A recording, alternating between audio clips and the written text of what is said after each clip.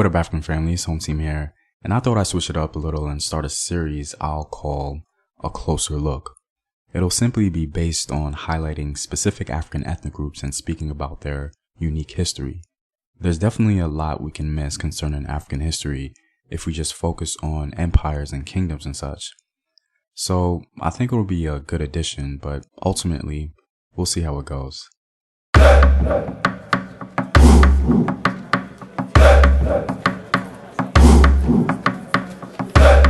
And as always, if you want to support the home team and gain access to sources, courses, and exclusive videos, you can do so on patreon.com. The link is in the description box below. I wanted to talk about a largely ignored ethnic group in Africa that I think has a very unique and interesting history. The reason I think their history is unique is because they seem to be one of the few African people who've had a very long and visible ancient history with little to no information about them. The people I'm talking about are the NUER people of South Sudan. Now, NUER people live mostly in southern Sudan, but they also inhabit parts of western Ethiopia. The NUER call themselves Na'ath, meaning human beings. And oral tradition indicates that the Na'at migrated south from the drought-ridden area of Kordofan around 1700 AD. They occupied a huge Dinka territory and increased their territorial domain. In this process, many Dinka were absorbed into the Na'at culture. Many scholars state that most Na'at have a Dinka background. Still, others believe that Na'at have a Luau origin like the NUER and Shilluk. The Na'at and Dinka have similar cultural traditions. The split into different ethnic groups probably occurred due to conflict over cattle, and they have maintained an on and off conflict over the last 300 years. Scholars tend to go back and forth as to the origins of the Na'at ethnic group, but according to one Na'at elder within the community, he has this to say in a sort of poetic style concerning their origin. The cultural system and political system is what differs between the Dinka and Na'at. The Na'at and Dinka were all one. The Dinka was the older and the Na'at the younger. When the father of both was ready to die, there was only one cow left. He called the Dinka and he was given the cow, and the Na'at was given the calf. When the father divided the property, the mother called to the Dinka, who was loved by the mother more because the Na'at was the troublemaker. So the Dinka son and the mother were together. When it was time to receive the share from the father said to the Na'at, "You must take the calf because it will reproduce."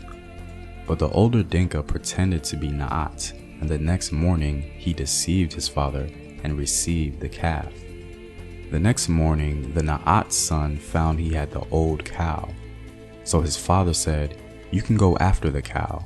If you get it, good. It is up to you." So this is our problem today.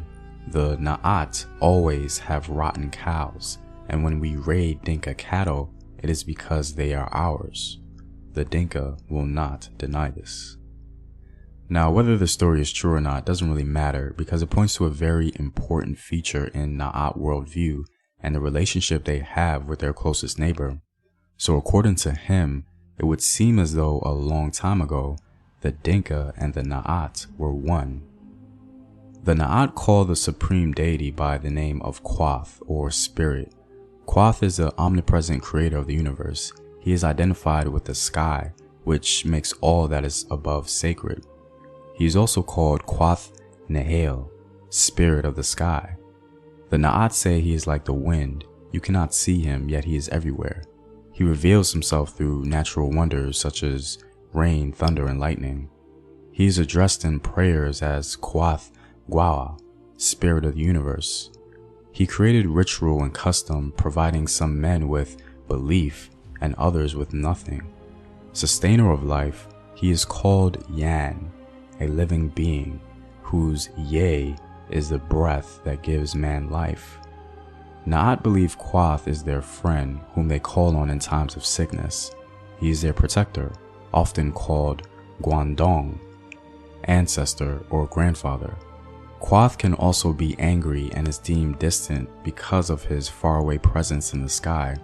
He participates in man's affairs, but does so through the aid of other spirits that haunt the gap between heaven and earth.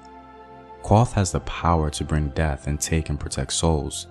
When the Na'at die, they believe it is natural, but ultimately attribute it to Quoth. A very interesting cultural practice among the Na'ats is the practice of facial markings they call Ga'ar. It's part of their initiation into adulthood. The most common initiation pattern among males consists of 6 parallel horizontal lines which are cut across the forehead with a razor. One article called The Nile speaks about a 13-year-old Na'at boy who is excited to receive his scarification because, according to him, I am free now to talk with girls. I find it very interesting that we can see these same exact patterns on the Nubian groups depicted by the Egyptians in sculpture. Literally the same exact scarification practice of the Na'at people can be seen on this Nubian sculpture, and the phenotypical profile is no doubt exactly the same as a modern-day Na'at person living today. This seems to suggest that the Na'at people are a very ancient people and had a distinct presence contributing to the Nile Valley civilization of Nubia. Well, I'm all out, guys. If you like these videos and want to contribute to its continued production, you can do so on patreon.com. The link is in the description box below. Know thyself. Remember your ancestors. Peace.